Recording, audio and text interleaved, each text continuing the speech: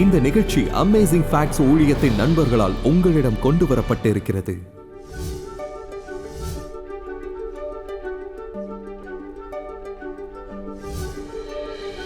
நம்மை சுற்றி எல்லா நேரங்களிலும் ஆவிகள் உள்ளன. அவை நம் இதயங்களின் மற்றும் நம் மனதின் நிலப்பரப்பை ஆக்கிரமிக்க போராடுகின்றன. ஆவிகள் உங்களை துன்புறுத்துவதை உங்களில் எத்தனை பேர் ஒப்புக்கொள்வீர்கள்? ஒரு உண்மையான விஷயத்தை சொல்கிறேன், இயேசுவும் அவ்வண்ணம் துன்புறுத்தப்பட்டார். வெள்ளத்திற்கு முந்தைய நாட்களில் மனிதனின் இதயங்களின் எண்ணங்கள் தொடர்ந்து தீமையினாலும் பூமி எங்கும் வன்முறையாலும் நிறைந்திருந்தது என்று ஆதியாகம புத்தகத்தில் வேதம் நமக்கு சொல்லுகிறது. அவர் திரும்பி வருவதற்கு முந்தைய நாட்களில் நோவாவின் நாட்களைப் போல் இருக்கும் என்று இயேசு நமக்கு கூறியிருக்கிறார். அந்த நாட்கள் துவங்கிவிட்டது போல் இன்று நாம் உணர்கின்றோம். உலகில் இப்பொழுது ஒரு யுத்தம் நடந்து கொண்டிருக்கிறது.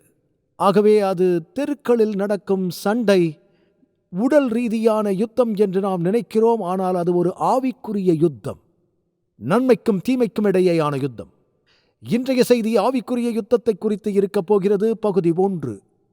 இதை நான் உங்களுக்கு எப்படி சொல்வது என்று எனக்கு தெரியவில்லை நண்பர்களே. ஆனால் நாம் சூழப்பட்டிருக்கிறோம். நீங்கள் இப்பொழுதே சூழப்பட்டிருக்கிறீர்கள். நீங்கள் மூழ்கி இருக்கிறீர்கள். நீங்கள் மின்காந்த வானொலி அலைகளில் நீந்துகிறீர்கள். அவற்றை நீங்கள் பார்க்க முடியாது. உண்மையில் உங்களின் ஸ்மார்ட் போன்கள் அல்லது ஆப்பிள் சாதனங்கள் உள்ளவர்களுக்கு ஒரு புதிய பயன்பாட்டை கொண்டு வந்திருக்கிறார்கள். இது வானொலியின் கட்டமைப்பு என்று அழைக்கப்படுகிறது. இந்த பயன்பாடு என்ன செய்கிறது? உங்கள் தொலைபேசியிலோ உங்கள் ஐபேடிலோ வரும் GPS சிக்னல்களை அடிப்படையாக கொண்டு நீங்கள் எங்கிருந்தாலும் உங்களை காட்சிப்படுத்த அது உதவுகின்றது. ரேடியோ அலைகள் என்றால் என்ன? இது ரேடியோ அலைகள், தொலைக்காட்சி அலைகள், ஏனைய அதிர்வெண்களின் காட்சிப்படுத்தலை உங்களுக்கு வழங்குகிறது. அதன் படைப்பாளரான டச்சு தகவல் வடிவமைப்பாளரான ரிச்சர்ட் வீஜன் இதை உருவாக்கியுள்ளார். இதனால் ஏறக்குறைய 7 மில்லியன் தொலைபேசி செல் கோபுரங்கள், 19 மில்லியன் வைஃபை ரவுட்டர்கள், நூற்றுக்கணக்கான செயற்கைக்கோள்கள், தொலைக்காட்சி கோபுரங்கள் மற்றும் வானொலியிலிருந்து அனுப்பப்படும் வானொலி அலைகளிலிருந்து இந்த அதிர்வெண்கள் அனைத்தும் ஆகாயத்தை நிரப்புகின்றது. ஆகவே எல்லா நேரத்திலும் நீங்கள் சூழப்பட்டிருக்கிறீர்கள் என்பதை பார்க்க இது உதவுகின்றது. அது அச்சுறுத்தலாக இருக்கிறதா? இது உங்கள் தலையில் ஒரு அலுமினிய தகடை வைத்து உங்களையே பாதுகாத்துக் கொள்ள வேண்டும் என்று உங்களை எண்ண வைக்கும்.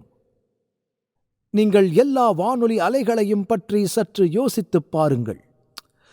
அப்போஸ்தலர்களில் ஒருவருடன் உரையாடி நீங்கள் வானொலி அலைகளில் நீந்துகிறீர்கள் என்பதை விளக்குவது சுவாரஸ்யமாக இருக்கும். நீங்கள் வானொலி அலைகளில் நீந்திக் கொண்டிருக்கிறீர்கள். நம்முடைய கலாச்சாரத்தில் இது விஞ்ஞானமானது என்று நாம் நினைக்கின்றோம். அது 100 ஆண்டுகளுக்கு முன்பு மக்களிடம் விளக்க முயன்றால் உங்களை முட்டாள் என்றிருப்பார்கள். ஆனால் இப்பொழுது அவைகள் இருக்கிறது என்று நமக்கு தெரியும். இதைப் போலவே ஒரு ஆவிக்குரிய சாம்ராஜ்யமும் இருப்பதாக பைபிள் கூறும்போது அதை நம்புவது கடினமாக இருக்கிறது. அந்த ஆவி மண்டலத்தை கண்டுபிடிக்க கருவிகள் இப்போது நம்மிடம் இல்லை. அது மிகவும் உண்மையானது. எல்லா நேரங்களிலும் நம்மை சுற்றி ஒரு ஆவிக்குரிய யுத்தம் நடந்து கொண்டிருக்கிறது. நன்மைக்கும் தீமைக்கும் இடையில் ஒரு போர் நடக்கிறது. ஒரு பெரிய சர்ச்சை நடந்து கொண்டிருக்கிறது. ஒரு போர் நடக்கிறது. அவைகள் நம் இருதயங்கள் மற்றும் நம்முடைய மனதை ஆக்கிரமிக்க போராடிக் கொண்டிருக்கின்றன. நாமும் அதில் ஈடுபட்டுள்ளோம். சரி, நான் அதை நம்பவில்லை, அதனால் அது என்னை பாதிக்காது என்று நீங்கள் கூற முடியாது. நீங்கள் நம்பவில்லை என்றால் நீங்கள் ஏற்கனவே சிறைப்பட்டிருக்கிறீர்கள். பிசாசின் யதார்த்தத்தை நீங்கள் நிராகரிப்பதை விட அவன் வேறு எதையும் விரும்பவில்லை. சரி, பிசாசுகள் தூதர்கள் இருப்பதாக நாம் சொன்னால் அவர்கள் எங்கிருந்து வருகிறார்கள்? வானத்திலே யுத்தம் உண்டாயிற்று. ஒரு மோதல் ஏற்பட்டது. போர் என்ற வார்த்தை நாம் புரிந்து கொள்வதற்காக எழுத்தாளர் பயன்படுத்தக்கூடிய சிறந்த வார்த்தையாகும். மிகாவேலும் அவனைச் சேர்ந்த தூதர்களும் வலுசற்பத்தோடே யுத்தம் பண்ணினார்கள். வலுசற்பமும் தூதரும் யுத்தம் பண்ணியும், கவனிக்கவும், வலுசற்பத்திற்கு தேவதூதர்கள் இருக்கிறார்கள். அவர்கள் ஜெயிக்கவில்லை. வானத்தில் அவர்கள் இருந்த இடமும் காணப்படாமற் போய்விட்டது. ஆகவே வலுசற்பம் வெளியேற்றப்பட்டான். பூமிக்கு பிசாசு என்றும் சாத்தான் என்றும் சொல்லப்பட்ட பழைய பாம்பாகிய பெரிய வலுசற்பம் தள்ளப்பட்டது. இப்போது இந்த சர்ப்பம் யார் என்று யோசிக்க வேண்டும். சர்ப்பம், பிசாசு, சாத்தான் எல்லாம் ஒரே நபர்தான், பல பெயர்கள். உலகம் அனைத்தையும் மோசம் போக்குகிற உலகம் அவனால் எவ்வளவு வஞ்சிக்கப்படுகிறது. உலகம் முழுவதும் அது பூமியிலே விழத் தள்ளப்பட்டது. அதனோடே அதைச் சேர்ந்த தூதரும் தள்ளப்பட்டார்கள். அவர்கள் எங்கிருந்து வருகிறார்கள்? அவை முதலில் ஊழிய ஆவிகளாக அடைக்கப்பட்டிருந்தன. கடவுளின் படைப்புகளில் மிக உயர்ந்த ஒன்று தேவதூதர்களின் தலைவனான இவன்தான். நமக்கு தெரிந்தவரை அவனுடைய பெயர் லூசிஃபர். அருமையாக அவன் படைக்கப்பட்டான். ஒரு நல்ல பெயர், ஒளி தாங்கி என்று அதற்கு அர்த்தம். தேவன் எல்லா உயிரினங்களையும் சுய சித்தத்தோடு புத்திசாலிகளாக படைத்தார். அவர்கள் தேவனை நேசிக்க அவர்களுக்கு ஒரு தேர்வை அளிக்கின்றார். நீங்கள் அன்பை கட்டுப்படுத்த முடியாது. ஆனால் லூசிபர் தன்னையே அதிகமாக நேசிக்கத் தொடங்கினார். அதிகாலையின் மகனாகிய விடிவெள்ளியே, நீ வானத்திலிருந்து விழுந்தாயோ? அது நமக்கு சொல்வது என்னவென்றால், ஒரு கட்டத்தில் அவன் தன்னையே மிக உயர்ந்தவனாக எண்ணத் தொடங்கினான். அழகான தூதன், வல்லமை வாய்ந்தவன், புத்திசாலி, திறமையானவன், தன்னை நேசிக்கத் தொடங்கினான். படிப்படியாக தனது சுய அன்பு தேவன் மீதான தனது அன்பை குறைத்தது. பாருங்கள், அன்பானது நமக்குள் உருவாகி பிறரிடம் செல்லும்படி தேவன் நம்மை உண்டாக்கி இருக்கிறார். தேவன் அன்பானவர். அன்பு எப்போதும் தேவனிடமிருந்து வெளியேறிக் கொண்டிருக்கிறது. அந்த திசை காட்டி லூசிபரில் அழிக்கப்பட்டது. அதனால் அவன் ஆராதனையை உள்வாங்க விரும்பினான். இறுதியில் ஒரு கிளர்ச்சியை வழி நடத்தினான். அவன் ஆட்சியில் இருந்தால் உலகமும் பிரபஞ்சமும் மிகவும் மகிழ்ச்சியாக இருக்கும் என்று கூறினான். அது எப்படி சாத்தியம் என்று நீங்களும் நானும் நினைக்கலாம். அவனை குறைத்து மதிப்பிடாதீர்கள். இவன் சக்தி, புத்திசாலித்தனத்தில் தேவனுக்கு அடுத்து இருந்த ஒரு உயிரினம். அவன் எல்லோரையும் தூண்டக்கூடிய மிகவும் தந்திரமான ஒருவன். இன்று உலகில் பெரும்பாலானோரை தன்வசம் வைத்திருக்கிறான். 1 யோவான் 5:19 வசனத்தை நீங்கள் பாருங்கள். நாம் தேவனால் உண்டாயிருக்கிறோம் என்றும் உலகம் முழுவதும் பொல்லாங்கனுக்குள் கிடக்கிறது என்றும் அறிந்திருக்கின்றோம். மக்கள் அடிக்கடி கேட்கிறார்கள், தேவன் ஒருவர் இருந்தால் ஏன் மோசமான விஷயங்கள் நடக்கின்றன? நாம் அந்த கேள்வியை வித்தியாசமாக கேட்க வேண்டும். உலகம் முழுவதும் துன்மார்க்கரின் கட்டுப்பாட்டில் இருக்கும்போது ஏன் பல நல்ல காரியங்கள் நடக்கின்றன? தேவ ஆவியையும் அவரது தேவ தூதர்களையும் இவ்வுலகம் வெறுக்கும் போதும் நல்லது நடக்கின்றதே. அதற்கு நீங்கள் என்ன பதில் சொல்லப் போகிறீர்கள்? பிசாசுக்கும் அவனோடு விழுந்த தூதர்களுக்கும் குறிக்கோள்தான் என்ன? பிசாசு அவன் ஒரு பெரிய வீழ்ச்சியடைந்த தூதன் என்பதை அறிந்து கொள்ளுங்கள். பெரும்பாலானோர் பிசாசு என்னை சோதிக்கிறான் என்று சொல்வோம். அந்த பிசாசு தனிப்பட்ட முறையில் உங்களை சோதிக்கிறான் என்று நீங்கள் நினைக்கிறீர்களா? வெளிப்படையாக பிசாசு அனைத்தையும் அறியாதவன் என்பதால் பிசாசுக்கு உங்கள் எல்லோருடைய பெயர்களும் தெரியாது. அந்த பொறுப்பை சிலரிடம் ஒப்படைத்திருக்கிறான் மற்றும் அவன் தேவதூதர்களிடையே ஒரு அமைப்பு இருப்பதை பற்றி வேதாகமம் பேசுகின்றது. நல்லதோ கெட்டதோ அவர்கள் தங்கள் வேலையை கட்டமைப்போடு செய்கின்றார்கள். நல்ல மற்றும் கெட்ட தேவதூதர்களிடையே ஒரு படிநிலை உள்ளது என்று உங்களுக்கு தெரியுமா? அவர்கள் ஒரு இராணுவ கட்டுப்பாடோடு செயல்படுகின்றார்கள். மேலும் மக்களிடம் கிரியை செய்ய சார்ஜென்ட்டுகளும் இராணுவ வீரர்களும் இருக்கின்றார்கள். அப்போஸ்தல நடபடிகளில் உங்களுக்கு நினைவிருக்கும் 19வது அத்தியாயம் என்று நினைக்கிறேன். அந்த பேய் ஓட்டுபவர்கள் ஸ்கோகோவாவின் மகன்கள் பிசாசுகளை விரட்ட முயற்சிக்கிறார்கள். பவுல் இயேசுவின் பெயர்களில் பிசாசுகளை விரட்டுகிறார் என்பதை அவர்கள் கேள்விப்பட்டார்கள். நாங்களும் அதை முயற்சிப்போம். ஆபிரகடாப்ரா என்று சொல்வது போல் இயேசு என்ற நாமத்தை சொல்லலாம், அது வேலை செய்யும் என்றார்கள். பவுல் பிரசங்கிக்கும் இயேசுவின் நாமத்தில் நாங்கள் உங்களை வெளியேற்றுகிறோம் என்றார்கள். அதற்கு பிசாசு சுவாரஸ்யமான ஒன்றை சொன்னது. ஆம், வேதத்தில் உள்ளவர்கள் மூலம் பிசாசுகள் பேசின. அதை பற்றி பின்னர் பேசலாம். பிசாசு சொன்னது, எனக்கு இயேசுவை தெரியும். இயேசுவை அறிந்திருந்தார்கள். அவர்தான் அவர்களை உருவாக்கியவர். உருவாக்கப்பட்ட அனைத்தும் கிறிஸ்துவால் உருவாக்கப்பட்டவை. விழுந்த அந்த தேவதூதர்கள் ஒரு காலத்தில் நல்லவர்கள். இயேசு அவர்களை உருவாக்கினார். கிளர்ச்சி செய்தார்கள் அவர்கள். அது சொன்னது, எனக்கு இயேசுவை தெரியும், எனக்கு பவுலை தெரியும். ஆனால் அது கூறியது, நீ யார்? வேறு விதமாக கூறினால், அங்கே நிறைய பேர் இருக்கிறார்கள். அவர்கள் இருளில் மூழ்கடிக்கப்பட்டிருப்பதால் பிசாசு அவர்களை பற்றி சற்றும் கவலைப்படுவதில்லை. ஆகவே நீங்கள் எப்படி சிந்திக்கலாம்? பிசாசு கவனிக்கும் அளவிற்கு ஒரு வாழ்க்கையை வாழ நான் பிரார்த்தனை செய்ய வேண்டுமா? இது ஒரு நல்ல கேள்வி.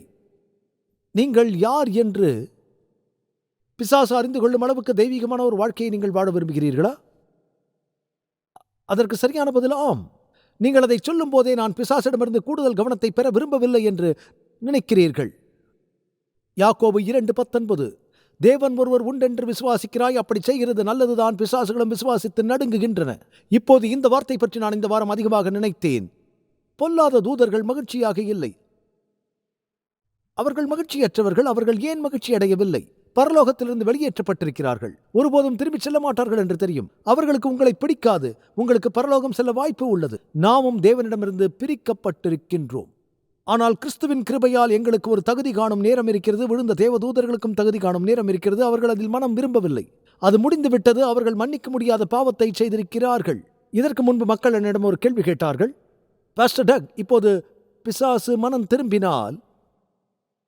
அவர்கள் நம்பிக்கையோடு கேட்டார்கள், தேவன் அவர்களை மன்னிப்பாரா? அவன் மனம் திரும்ப போவதில்லை. நீங்கள் அங்கலாய்க்க வேண்டாம். அவன் மன்னிக்க முடியாத பாவத்தை செய்துள்ளான். வீழ்ந்த தேவதூதர்கள் அனைவரையும் போலவே அவன் மனம் திரும்புவதற்கான திறனை முற்றிலுமாக இழந்து விட்டான். அவர்கள் மனம் திரும்ப போவதில்லை. அவர்களுக்கு முத்திரை பதிக்கப்பட்டுள்ளது. அவர்கள் அழிந்து போகிறார்கள். அந்த துரதிருஷ்டமான நாளுக்காக காத்திருந்து அவர்கள் இருளின் நித்திய சங்கிலிகளால் வைக்கப்பட்டுள்ளார்கள். அந்நாள் எப்போது என்று அவர்களுக்கு தெரியாது. ஆனால் வேதம் கூறுகிறது, பூமியிலும் சமுத்திரத்திலும் குடியிருக்கிறவர்களே, ஐயோ, பிசாசானவன் தனக்கு கொஞ்ச காலம் மாத்திரம் உண்டென்று அறிந்து அவர்களுடைய நியாயத்தீர்ப்பு நாள் வருவதையும் அவர்கள் அறிந்தார்கள். கிறிஸ்து சபிக்கப்பட்டவர்களே, என்னை விட்டு பிசாசுக்காகவும் அவன் தூதர்களுக்காகவும் ஆயத்தம் பண்ணப்பட்டிருக்கிற நித்திய அக்னியிலே போங்கள் என்று சொல்லப் போகிறார். அவர்கள் முடிவு நன்றாக இருக்காது என்பதை அவர்கள் அறிவார்கள். அதனால் அவர்கள் தள்ளப்படுவதற்கு முன்பு தங்களால் முடிந்தவரை பலருடைய வாழ்க்கையை நாசமாக்கி கிழித்தெறிய முயற்சிக்கின்றார்கள். அவர்கள் இந்த வெடிகுண்டு தற்கொலையாளர்கள் போன்றவர்கள். அவர்களுக்கு என்ன நேரிடும் என்று அவர்களுக்கு இனி கவலை இல்லை. அவர்கள் தங்களால் முடிந்தவரை பிறரை அவர்களுடன் அழைத்துச் செல்ல முயற்சிக்கிறார்கள். அழிந்து போகிறதை அவர்கள் அறிவார்கள். மேலும் அவன் மிகுந்த கோபத்துடன் தன்னால் முடிந்த அளவு துன்பத்தை ஏற்படுத்தும் முயற்சியில் இருக்கின்றான். எனவே சாத்தானின் வர்த்தகத்தின் கருவிகள் யாவை? பாருங்கள், சாத்தான் ஒரு நல்ல கருவி பெட்டி. வெளிப்படுத்துதல் 16:14. அவைகள் அற்புதங்களை செய்கிற பிசாசுகளின் ஆவிகள். இந்த வீழ்ச்சியடைந்த தேவதூதர்கள் அடையாளங்களையும் அதிசயங்களையும் அற்புதங்களையும் செய்ய முடியும் என்று வெளிப்பாடு நமக்கு தெளிவாகச் சொல்கின்றது. பல பொய் மதங்கள் இந்த வீழ்ச்சியடைந்த தேவதூதர்கள் செய்த அடையாளங்களையும் அதிசயங்களையும் வைத்து மக்களின் நன்மதிப்பை பெற்றார்கள். ஆனால் பிசாசுதான் அவர்களை வஞ்சித்துக் கொண்டிருந்தான். எனவே சாத்தானுக்கு ஒரு குறிப்பிட்ட அளவு வல்லமை இருக்கிறது. யோபு அத்தியாயம் 2:7 நீங்கள் படிக்கலாம். அப்பொழுது சாத்தான் கர்த்தருடைய சன்னதியை விட்டு புறப்பட்டு யோபின் உள்ளங்கால் தொடங்கி அவன் உச்சந்தலை மட்டும் கொடிய பருக்களால் அவனை வாதித்தான். நிறைய பேர் பிசாசால் நோயுற்றிருக்கிறார்கள். இப்போது நிச்சயமாக வயதுக்கு ஏற்ப சில நோய்கள் உள்ளன. பாக்டீரியாவால் வரக்கூடிய நோய் உள்ளது. இயற்கையாகவே தூண்டப்பட்ட சில நோய்கள் உள்ளன. அதன் பிறகு பார்த்தால் அமானுஷ்ய நோய்கள் உள்ளன. லூக் 13:16. 18 ஆண்டுகளாக வளைந்திருந்த ஒரு பெண்ணை இயேசு குணப்படுத்தினார். கிறிஸ்து அதை விவரித்ததை கேளுங்கள். சாத்தான் 18 வருஷமாய் கட்டியிருந்த ஆபிரகாமின் குமாரத்தியாகிய இவளை சாத்தான் அவளை கட்டியிருக்கிறான். ஓய்வு நாளில் இந்த கட்டிலிருந்து அவிழ்த்துவிட வேண்டியதில்லையா என்றார். இயேசு அவளை குணமாக்கினார். அவள் 18 ஆண்டுகளில் முதல் முறையாக நிமிர்ந்து நின்றாள். அவள் மிகுந்த கூன்முதுகோடு இருந்து வந்தாள். பிசாசு வஞ்சிக்கிறான், அவன் துன்புறுத்துகிறான். வெளிப்படுத்துதல் 12:9 மற்றும் 13. அவன் தேவ மக்களுக்கு எதிராக போராடுகின்றான். நீங்கள் ஒரு விசுவாசி என்றால் அவனுடைய கோபத்தின் சிறப்பு இலக்காயிருக்கிறீர்கள். அவனுடைய கோபம் பொய்யாக குற்றம் சாட்டுகிறான். அவன் அவதூறு கூறுகிறான். உண்மையில் பிசாசு என்ற சொல்லுக்கு அவதூறு செய்பவன் என்று பொருள். நீங்கள் இதை நினைவில் வைக்கலாம். சகாரியா புத்தகத்தில் சாத்தான் அங்கே பிரதான ஆசாரியரின் அருகில் சென்று விரலை நீட்டி அவனுடைய ஆடைகள் அசுத்தமாக இருந்ததால் குற்றம் சாட்டினான். அவன் துரோகத்தை தூண்டுகிறான். அது என்ன? அசுத்தமாக ஆடைகள் இருந்தது. மீண்டும் சொல்கிறேன், துரோகத்தை தூண்டுகிறான். சாத்தான் யூதாஸிற்குள் நுழைந்தான். யூதாஸ் வெளியே சென்று இயேசுவை காட்டிக் கொடுத்தான். உங்களுக்கெல்லாம் தெரியும். அவன் பல்வேறு வழிகளில் கண்ணி வைத்து சிக்க வைக்கின்றான். 2 தீமோத்தேயு 2:26, 1 பேதுரு 5:8. அவன் நோயை கொண்டு வருகிறான். நாம் ஏற்கனவே அதை குறித்து பார்த்தோம். அவன் சிறைப்படுத்துகிறான், சிறையில் அடைக்கிறான். லூக்கா மன்னிக்கவும் வெளிப்படுத்தல் 2:10. அவன் ஒரு நபருக்கு புகுகிறான் அல்லது ஆட்கொள்கிறான். லூக் 22, 3, 5, 1 தெசலோனிக்கேயர் 2:18. அவன் ஒளியின் தூதனாக தோன்ற முடியும். இப்போது பிசாசு வனாந்தரத்தில் இயேசுவை சோதிப்பதற்கு வந்தபோது உங்கள் அனைவருக்கும் அந்த நிகழ்வு தெரியும் என்று நான் கருதுகின்றேன். நீங்கள் மத்தேயு மற்றும் மார்க் புத்தகங்களில் காணலாம். மேலும் அவர், நீர் தேவனுடைய குமாரனே, ஆனால் இந்த கல்லுகள் அப்பங்களாக்கும்படி சொல்லும் என்றான். அப்போது பிசாசு அங்கே இயேசுவுக்கு முன்னால் தரையில் விழுந்து தனது கூர்மையான சிவப்பு வாளை ஆட்டிக்கொண்டு தனது சிவப்பு ஆடையை அணிந்து கொண்டு நின்றான் என்று நினைக்கிறீர்களா? இந்த யோசனையை நினைத்து பாருங்கள். வேதாகமம் பிசாசை அவ்வண்ணமாய் எங்கேயாவது விவரிக்கிறதா? இப்போது சில வரைபடங்களில் நமது கலை படைப்புகளில் அவ்வண்ணமாய் காணலாம். அவன் அப்படித்தான் சித்தரிக்கப்படுகிறான். ஆனால் இது ஒரு கலைஞரின் கருத்து. ஆனால் பிசாசு ஒரு அழகான தேவதூதன். அந்த பெரிய சோதனையின் போது அவன் இயேசுவுக்கு தோன்றிய போது நிவாரணத்தை கொண்டு வருவதற்காக தேவனிடமிருந்து அனுப்பப்பட்ட ஒரு தேவதூதனைப் போல அவன் வந்திருக்கலாம். கெத்செமனே தோட்டத்தில் இயேசுவுக்கு உதவ தேவதூதர்கள் வந்தார்கள். ஆம், இயேசுவுக்கு உதவ தேவதூதர்கள் வந்தார்கள். எலியா பசியும் சோர்வுமாக இருந்தபோது வனாந்திரத்தில் தேவதூதர்கள் வந்து கவனித்தார்கள். எனவே தேவதூதன் வந்து, நான் பரத்திலிருந்து அனுப்பப்பட்டேன், இப்போது நீர் தேவகுமாரன் என்றால் இங்கே ஒரு சிறிய அற்புதத்தை செய். மேலும் அவன் மிகவும் தந்திரமானவன். அதாவது நீங்களும் நானும் சில சமயங்களில் அங்கு என்ன நடக்கிறது என்பதை காணாமல் போகின்றோம். அவன் ஒளியின் தூதனாக தோன்ற முடியும். கிறிஸ்துவின் காலத்தில் அவன் ஒளியின் தூதனாக தோன்ற முடியுமானால் அவன் இன்றும் அதை செய்ய முடியுமா? நீங்கள் என்ன நினைக்கிறீர்கள்? தேவன் ஒரு மனித அவதாரத்தில் பூமிக்கு வந்தார். அவர்தான் இயேசு. இந்த உலகம் முடிவதற்கு முன் சாத்தான் தனது தலை சிறந்த படைப்பை கொடுக்கப் போகிறான். உங்களுக்கு தெரியும், ஒரு கதையின் முடிவில் அதன் சாராம்சம் வெளிப்படும். அதன் முடிவில் சாத்தானின் தலை சிறந்த முகமுடி தோற்றம் வெளியாகும். அவன் ஒளியின் தூதனாய் மட்டும் வராமல் அவன் ஜெகஜோதியான கிறிஸ்துவைப் போலவே வருவான். உலகில் பெரும்பாலானோர் அதில் ஈர்க்கப்பட்டு அதில் வஞ்சிக்கப்படுவார்கள். ஆம், நீங்கள் பார்த்து கொண்டே இருங்கள். ஒரு யுத்தம் நடக்கிறது. அதை எவ்வாறு உணர்வது என்பதை தெரிந்து கொள்ள வேண்டும். நீங்கள் எங்கும் செல்ல வேண்டாம் நண்பர்களே. இன்றைய விளக்க காட்சியை முடிக்க இன்னும் சற்று நேரத்தில் வருகிறோம். தேவன் நேசிக்கிறார் என்றால், தேவன் நல்லவராக இருந்தால், பின் அவர் எதற்காக பிசாசை உருவாக்க வேண்டும்? நாங்கள் ஒரு சிறப்பு பாட வழிகாட்டியை வைத்திருக்கிறோம். தேவன் பிசாசை உண்டாக்கினாரா என்கிற அதே தலைப்பில் உங்களுக்கு இலவசமாக அனுப்ப விரும்புகிறோம். இந்த அழகிய முறையில் விளக்கமளிக்கப்பட்ட வசனங்கள் நிரம்பிய ஆதாரத்தில் பிசாசின் தோற்றம் தொடர்பான மிக முக்கியமான கேள்விகளை நாங்கள் உரையாற்றுகிறோம். பிசாசு எங்கிருந்து வந்தான்? லூசிபர் விழுந்தது ஏன்? அவன் பிசாசாகவும் சாத்தானாகவும் மாறினது எப்படி? மேலும் முக்கியமாக அவரது சோதனையில் நீங்கள் எவ்வாறு வெற்றியை பெற முடியும்? இலவச நகலை பெற திரையில் காணும் தொலைபேசி எண்ணை அழைத்து #302 என்று குறிப்பிடவும் அல்லது இணைய முகவரியை பார்வையிடவும். இந்த நம்ப முடியாத ஆதாரத்தை நீங்கள் படித்த பிறகு உங்கள் நண்பருடன் பகிருங்கள். மீண்டும் வருவோம். இன்று தேவனின் வார்த்தையிலிருந்து இன்னும் சில அற்புதமான உண்மைகளை பகிர்ந்து கொள்வோம். இது பின்வரும் காரியங்களுக்கான ஒரு அறிமுகம். நீங்கள் இதை கவனிக்க விரும்புகின்றேன். உங்களிடம் இயேசு செய்த முதல் அதிசயம் என்ன என்றால் நீங்கள் என்ன சொல்வீர்கள்? தண்ணீரை திராட்சை ரசமாக மாற்றியது. அதை எங்கே வாசிக்கிறீர்கள்? யோவான் நற்செய்தி அத்தியாயம் 2. கானாவூர் திருமணம் இல்லையா? இது யோவானின் நற்செய்தி நூல். இது கிறிஸ்து செய்த முதல் அதிசயம் என்று நான் நம்புகின்றேன். நீங்கள் லூக்கா மற்றும் மார்க்கை வாசிக்கும் போது அதில் இதுதான் முதல் அதிசயம் என்று சொல்லப்படவில்லை. முதல் அதிசயம் என்று யோவான் கூறுகிறார். நீங்கள் மார்க் மற்றும் லூக்கை வாசித்தால் பட்டியலிடப்பட்ட முதல் அதிசயம் கானாவின் கல்யாணம் அல்ல, ஒரு பிசாசை துரத்துவதாக இருந்தது. மார்க் அத்தியாயம் 1:21 அவர் ஓய்வு நாளில் ஜெப ஆலயத்திலே பிரவேசித்து போதகம் பண்ணினார். அவர் வேத பாரகரைப் போல போதியாமல் அதிகாரமுடையவராய் அவர்களுக்கு போதித்தபடியினால் அவருடைய போதகத்தை குறித்து ஜனங்கள் ஆச்சரியப்பட்டார்கள். அவர்களுடைய ஜெப ஆலயத்திலே அசுத்த ஆவியுள்ள ஒரு மனுஷன் இருந்தான். கிறிஸ்து அன்று வார்த்தையை பிரசங்கிக்காமல் இருந்திருந்தால் அவனுக்கு அசுத்த ஆவி இருப்பதை அவர்கள் கவனித்திருப்பார்களா? ஆனால் இயேசு வார்த்தையை பிரசங்கிக்கத் தொடங்கினார். அசுத்த ஆவிகள் துரத்தப்படும் வழிகளில் ஒன்று வார்த்தை பிரசங்கிப்பதுதான். உலகின் வார்த்தை பிரசங்கிப்பு. நீங்கள் இப்படிப்பட்ட காரியங்களை தொலைக்காட்சி நிகழ்ச்சிகளில் பார்த்திருக்கலாம். ஒரு ஊழியர் ஊழியம் செய்வார். அப்பொழுது மக்களில் ஒரு முன்பாக வந்து அந்த ஊழியர் அவர்கள் மேல் கைகளை வைக்கும்போது அவர்கள் அலைக்கடிக்கப்பட்டு தரையில் தள்ளப்படுவதை நீங்கள் பார்த்திருப்பீர்கள். அது நடக்காது என்று நான் சொல்லவில்லை. இதுபோன்ற விஷயங்களை நான் பார்த்திருக்கிறேன். பெரும்பாலான நேரங்களில் மக்கள் பிசாசால் துன்புறுத்தப்படுகிறார்கள் அல்லது பிசாசால் பிடிக்கப்பட்டிருக்கிறார்கள். இது அவர்களை சுற்றியுள்ள யாருக்கும் தெரியாத அளவுக்கு நுட்பமானது. மார்க் அத்தியாயம் 5 நான் பார்க்கின்ற இந்த நபர் அநேக பிசாசுகளால் பிடிக்கப்பட்டு இருந்தான். அவனுக்குள் 2000 பிசாசுகள் இருந்தது. பின்னர் அவன் தன் ஆடைகளை கிழித்து சங்கிலிகளை உடைக்க ஆரம்பிக்கிறான். அவர்கள் கூச்சலிட்டு கற்களால் தங்களை வெட்டுகிறார்கள் மற்றும் வெறிபிடித்து ஓடி ஒரு கல்லறையில் வாழ்கின்றான். ஒருவனுக்கு 2000 ஆவிகள் இருக்கும் போது அதை மறைப்பது மிகவும் கடினம். அவர்களுடன் பழகுவது இன்னும் கடினமாகத்தான் இருக்கும். நீங்கள் அதை 100 ஆவிகளாக குறைத்துக் கொள்ளுங்கள்.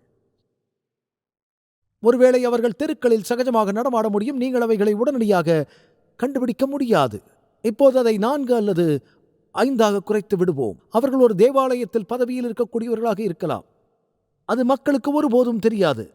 நாம் தவறாக புரிந்து கொள்கிறோம் என்று நான் நினைக்கிறேன். பிசாசின் பிடியில் இருக்கும் பல மக்கள் இருக்கிறார்கள்.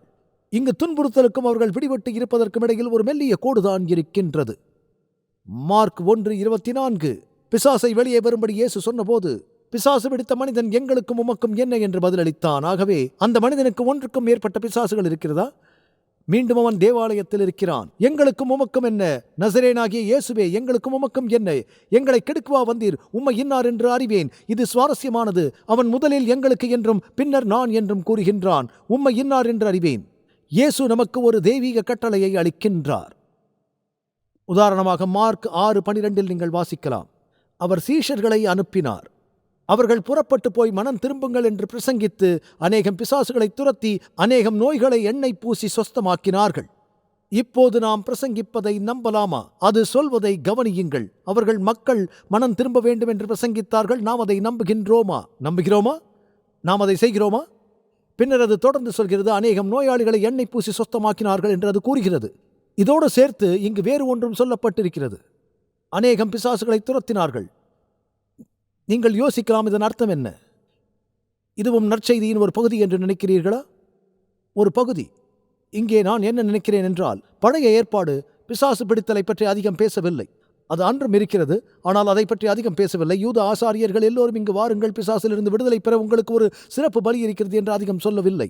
தொழுநோய் வெவ்வேறு விஷயங்களுக்காக அன்று பலவிதமான பலிகளை செலுத்தி வந்தார்கள். ஆனால் நீங்கள் அதை பற்றி அதிகமாக வாசிக்க முடியாது. சவுல் ராஜா போன்ற சிலரை பற்றி மாத்திரம் குறிப்பிடுகிறது. பாலாம் பிடிக்கப்பட்டிருந்தார். பின்னர் புதிய ஏற்பாட்டை பார்க்கிறோம். அவைகளும் அதிகமாக அதை பேசுவதில்லை. சில காரியங்கள் நற்செய்திகளிலும் அப்போஸ்தலர் நடபடிகளிலும் இருக்கின்றது. ஆனால் சுவிசேஷம் பிரசங்கிக்கப்படுவதை நீங்கள் எங்கு பார்த்தாலும் பிசாசுகளின் எதிர்ப்பை நீங்கள் காணலாம். ஏனெனில் சுவிசேஷத்தை பிரசங்கிப்பது பிசாசை துரத்துவதற்கான மிகச்சிறந்த வழிமுறையாகும். வார்த்தைதான் அதை செய்யும். இயேசு பிசாசுக்கு எதிராக எதை பயன்படுத்தினார்? சாத்தான் வனாந்திரத்தில் கிறிஸ்துவனிடம் வந்து அவரை சோதித்த போது அங்கு 3 முறை அவரை சோதித்தான். அங்கு ஒவ்வொரு சோதனையையும் சந்தித்த போது இது எழுதப்பட்டுள்ளது, இது எழுதப்பட்டுள்ளது, இது எழுதப்பட்டுள்ளது என்று சொல்லி அந்த சோதனைகளை சந்தித்தார். இறுதியாக பிசாசு வெளியேற வேண்டியிருந்தது. அதுதான் வார்த்தையின் வல்லமை. இன்றும் அது செயல்படுகிறது. வார்த்தைதான் அந்த வித்தியாசத்தை ஏற்படுத்துகிறது. எனவே நமக்கு ஒரு தெய்வீக கட்டளை இருக்கின்றது.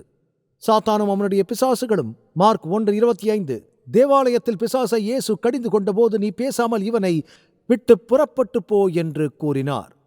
பிசாசு பேசிக் கொண்டிருந்தது. அதன் பின்பு என்ன நடந்தது? உடனே அந்த அசுத்த ஆவி அவனை அலைக்கழித்து மிகுந்த சத்தமிட்டு அவனை விட்டு போய்விட்டது என்றது கூறுகிறது. ஒரு அலைக்கழிப்பு ஏற்பட்டது. மார்க் 9:26 அப்பொழுது அது சத்தமிட்டு அவனை மிகவும் அலைக்கழித்து புறப்பட்டு போயிற்று. அவன் செத்துப் போனான் என்று அநேகர் சொல்லத்தக்கதாக செத்தவன் போல கிடந்தான். இயேசு அவன் கையை பிடித்து அவனை தூக்கினார். உடனே அவன் எழுந்திருந்தான். ஒரு காலத்தில் ஒரு மிகப்பெரிய போர் இருந்தது. இஸ்ரவேலின் பிள்ளைகள் ஒரு தேசமாக பிறந்து எகிப்திலிருந்து வெளியே வந்தபோது அவர்கள் தங்கள் கைக்குட்டைகளை அசைத்து கொண்டு சந்தோஷமாய் அங்கிருந்து வெளிவந்தார்களா? அல்லது ஒரு பெரிய மன உளைச்சல் இருந்ததா? எதிர்ப்பு இருந்ததா? பார்வோன் அவர்களை பின்தொடர்ந்தானா? அவன் அவர்களை பின்தொடர்ந்து எப்படியாவது கைப்பற்றி அடிமைகளாக வைக்க முயற்சிக்கிறானா? மக்கள் பிசாசின் பிடியிலிருந்து விடுவிக்கப்பட்டு அவர்கள் ரட்சிக்கப்படும் போது ஒரு யுத்தம் இருக்கிறது. மக்கள் எந்தவிதமான போராட்டமும் இல்லாமல் ரட்சிக்கப்பட விரும்புகின்றார்கள். நீங்கள் பழைய வழிகளை விட்டுவிட்டு புதிய வாழ்க்கை முறையை துவங்க முயற்சிக்கும் போது பெரும்பாலும் ஒரு யுத்தம் இருக்கும். பிசாசு தன் பிடியை இறுக்குவான். சில சமயங்களில் போதகர்கள் மக்களிடம் நீங்கள் முன்பாக வந்து இந்த ஜெபத்தை சொல்லுங்கள், எல்லாம் சரியாகிவிடும் என்று சொல்லும்போது நான் கோபப்படுகின்றேன். அது நேர்மையானதல்ல. நீங்கள் ஒரு போராட்டத்தை உணரக்கூடும். ஏனென்றால் நீங்கள் பிசாசின் இணக்கமான அடிமையாக இருந்து அவனது எதிரியாக மாறுகின்றீர்கள். ஆகவே நீங்கள் சில எதிர்ப்பை சந்திக்கப் போகிறீர்கள். மக்கள் அதற்கு தயாராக இருக்க வேண்டும். சீஷத்துவம் கற்பிக்கப்பட வேண்டும். எனவே ஒருவர் விடுவிக்கப்படும் போது பெரும்பாலும் உடல் ரீதியான எதிர்வினை இருக்கும். பிசாசுகள் மக்கள் மூலம் பேசக்கூடும். லூக்கா 8:30 இயேசு அவனை நோக்கி உன் பேர் என்னவென்று கேட்டார். இயேசு உண்மையில் பிசாசுடன் உரையாற்றிய ஒரே நேரம் இதுதான். அதற்கு அவன் லேகியோன் என்றான். அநேக பிசாசுகள் அவனுக்குள் புகுந்திருந்தது. இந்த ஆவிக்குரிய யுத்தத்தில் பிசாசுக்கு எதிரான போரில் நாம் வெல்ல முடியுமா? நான் சில வாக்குத்தத்தத்தை தருவேன், பின்னர் வசனங்களை தருவேன். கொலேசியர் 1:13 இருளின் அதிகாரத்தினின்று நம்மை விடுதலையாக்கி தமது அன்பின் குமாரனுடைய ராஜ்யத்திற்கு உட்படுத்தினவருமாயிருக்கிறார். செய்வாரா? செய்துவிட்டாரா? உங்களால் முடியும். தேவனுடைய ராஜ்யம் சமீபமாயிருக்கிறது. இந்த உலகத்தை உள்ளடக்கி இருளின் ராஜ்யத்தை நீங்கள் விட்டுவிடலாம். இந்த உலகம் முழுவதும் இருளில் உள்ளது. 1 யோவான் 2:13 வாலிபரே, பொல்லாங்கனை நீங்கள் ஜெயித்ததினால் உங்களுக்கு எழுதுகின்றேன். பொல்லாங்கனை நாம் வெல்ல முடியுமா? 1 யோவான் 4:4 நீங்கள் தேவனால் உண்டாயிருந்து அவர்களை ஜெயித்தீர்கள். ஏனெனில் உலகத்தில் இருக்கிறவனிலும் உங்களில் இருக்கிறவர் பெரியவர். உலகில் இருப்பவன் என்று அவர் யாரை குறித்து பேசுகிறார்? அவர் பிசாசை குறித்து பேசுகிறார். ஆனால் உலகத்தை இருளில் வைத்திருப்பவனை விட உங்களில் இருப்பவர் பெரியவர். எனவே ஆம், நீங்கள் மேற்கொள்ள முடியும். கண்டிப்பாக மேற்கொள்ள முடியும் உங்களால். பிசாசை எவ்வாறு தோற்கடிப்போம்? இது அதன் முதல் பகுதி. சங்கீதம் 119:11 நான் உமக்கு விரோதமாய் பாவம் செய்யாதபடிக்கு உமது வாக்கை என் இருதயத்தில் வைத்தேன். யாக்கோபு 4:7 ஆகையால் தேவனுக்கு கீழ்ப்படிந்திருங்கள், பிசாசுக்கு எதிர்த்து நில்லுங்கள், அப்பொழுது அவன் உங்களை விட்டு ஓடிப்போவான். தேவனுக்கு நீங்கள் எவ்வாறு அடிபணிவீர்கள்? உங்கள் ஜெபத்தின் மூலம். நீங்கள் ஜெபிக்கும்போது அவரிடம் சொல்லுங்கள், ஆண்டவரே, நான் உங்களை ஆண்டவராக ஏற்றுக்கொள்கிறேன். நான் உமது ஊழியன், நீர் எமது ஆண்டவர். பிசாசை ஆண்டவராக்கி கீழ்ப்படிவதற்கு பதிலாக தேவனாகிய கர்த்தருக்கு கீழ்ப்படியுங்கள். உங்கள் புதிய எஜமானருக்கு கீழ்ப்படிய பிரயாசைப்படுங்கள். நீங்கள் ஆண்டவருக்கு கீழ்ப்படிந்து அவரிடம் நெருங்கி வந்தால் அவர் உங்களிடம் நெருங்கி வருவார். பிசாசு உங்களை விட்டு ஓடிப்போவார். பாவிகளை, உங்கள் கைகளை சுத்திகரியுங்கள், இருதயங்களை பரிசுத்தமாக்குங்கள்.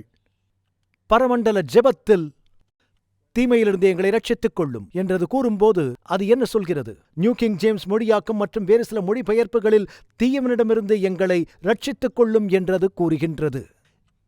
இப்போது அந்த ஆண்டவரின் ஜெபம் அன்றன்றுள்ள ஆகாரத்தை எங்களுக்கு இன்று தாரும் என்று கூறுகின்றது. தேவன் நம்மை தீயவனிடமிருந்து விடுவிக்கும்படி ஜெபிக்க வேண்டும் என்றது கூறுகிறது. ஒவ்வொரு நாளும் பிசாசால் நாம் துன்புறுத்தப்படுகின்றோம். மேலும் ஒரு வசனம் 1 பேதுரு 5:8 மற்றும் 9, புத்தியுள்ளவராயிருங்கள், ஏனெனில் உங்கள் எதிராளியாகிய பிசாசானவன் கர்ஜிக்கிற சிங்கம் போல சிங்கங்கள் பதுங்கித் தாக்க விரும்புகின்றன. எவனை விழுங்கலாம் என்று சுற்றித் திரிகிறான். விசுவாசத்தில் உறுதியாயிருந்து அவனுக்கு எதிர்த்து நில்லுங்கள். உங்கள் சகோதரரிடத்திலே அப்படிப்பட்ட பாடுகள் நிறைவேறி வருகிறது என்று அறிந்திருக்கிறீர்களே. எல்லா இடங்களிலும் உள்ள கிறிஸ்தவர்கள் சோதனையை எதிர்த்து போராடுகின்றார்கள். பலர் வெற்றி பெறுகின்றார்கள். நீங்களும் வெற்றி பெற முடியும். நிச்சயமாக இதைதான் பேதுரு சொல்கிறார். எதிர்த்து நில்லுங்கள், உறுதியாயிருங்கள். நாம் எங்கு தொடங்கினோம்? தேவனுடைய சர்வாயுத வர்க்கத்தையும் தரித்துக் கொள்ளுங்கள். ஏனெனில் மாம்சத்தோடு ரத்தத்தோடு மட்டுமல்ல, அதிகாரத்தோடும் போராடுகிறோம். இயேசு வார்த்தையை கொண்டு பிசாசை ஜெயித்தார்.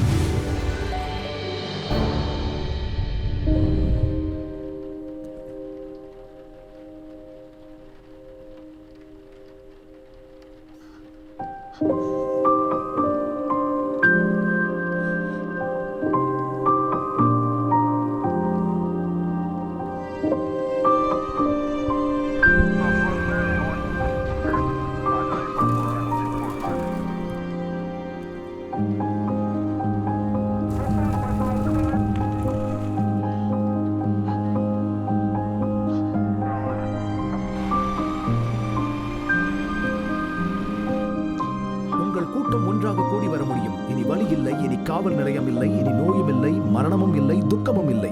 மேலும் அன்பான நண்பர்களே, நம் உலகில் இந்த வேதனையும் துயரமும் நாம் அனுபவிக்க வேண்டும் என்பது நம் தேவனின் நோக்கமில்லை. அவர் தனது சித்தமான யாவையும் நமக்கென வைத்துப் போயிருக்கிறார். சாந்த குணமுள்ளவர்கள் பாக்கியவான்கள். நான் பசியாய் இருந்தேன், நீங்கள் எனக்கு போஜனம் கொடுத்தீர்கள்.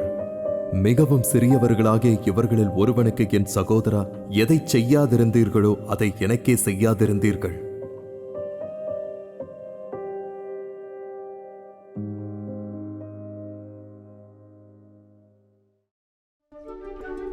ஐம்பது வருடங்களுக்கும் மேலாக அமேசிங் ஃபேக்ட் ஊழியங்கள் நற்செய்தியை உலகம் முழுவதும் பகிர்ந்து கொண்டிருக்கிறது. இயேசுவின் சித்தத்தின்படி அனைத்து மக்களுக்கும் நித்திய சுவிசேஷத்தை அறிவித்துக் கொண்டிருக்கிறது. உங்கள் ஜெபத்திற்கும் ஆதரவிற்கும் நன்றி.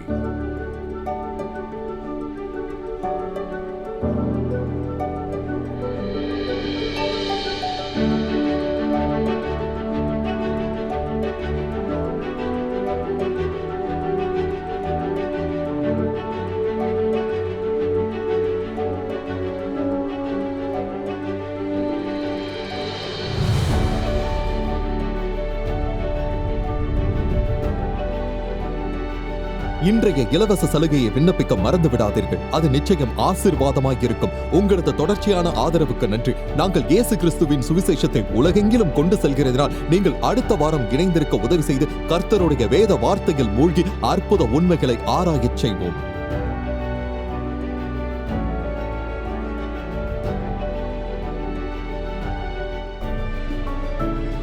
இந்த நிகழ்ச்சி அமேசிங் ஃபேக்ட்ஸ் ஊழியத்தின் நண்பர்களால் உங்களிடம் கொண்டு வரப்பட்டிருக்கிறது.